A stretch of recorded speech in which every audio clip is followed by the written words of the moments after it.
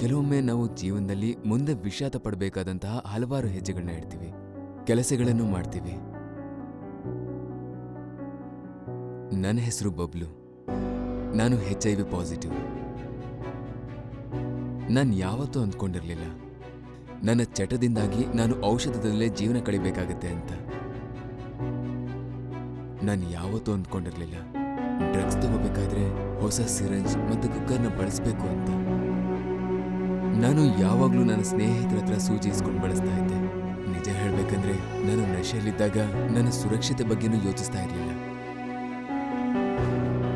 ನಶೆಯಲ್ಲಿದ್ದಾಗ ಯಾರಿಗೆ ಆದರೂ ಕಾಂಡೋಮ್ ಬಳಸಬೇಕು ಅನ್ನೋದು ಹೇಗೆ ನೆನಪಾಗುತ್ತೆ.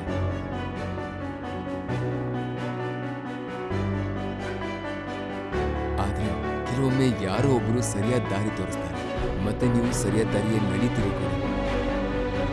ನೀವು ಮಾಡಿದ್ದನ್ನ ಬದಲಾಯಿಸೋಕೆ ಸಾಧ್ಯ, ಆದರೆ ನಿಮ್ಮ ಮುಂದಿನ ಬದುಕನ್ನು ಸುಧಾರಿಸಬಹುದು. ಇವತ್ತು ನನ್ನ ಜೀವನ ತುಂಬ ಚೆನ್ನಾಗಿದೆ. ನಾನೀಗ OST ತಗೋತಾ ಇದ್ದೇನೆ ಮತ್ತು ART ಚಿಕಿತ್ಸೆನೂ ಪಡ್ಕೋತಾ ಇದ್ದೇನೆ. ಪರಿಸ್ಥಿತಿ ಹೇಗೆ ಇದ್ರೂ ಕಾಂಡೋಮ್ ಬಳಸೋದನ್ನಂತೂ ಮರೆಯೋದಿಲ್ಲ, ಎಂಥದ್ದೇ ಪರಿಸ್ಥಿತಿ. ಮತ್ತೆ ಪ್ರತಿ 6 ತಿಂಗಳಿಗೊಮ್ಮೆ HIV ಪರೀಕ್ಷೆ ಮಾಡಿಸ್ಕೊಳ್ಳೋದಕ್ಕೆ ಸ್ನೇಹಿತರಿಗೆ ಸಲಹೆ ಕೊಡ್ತೀನಿ.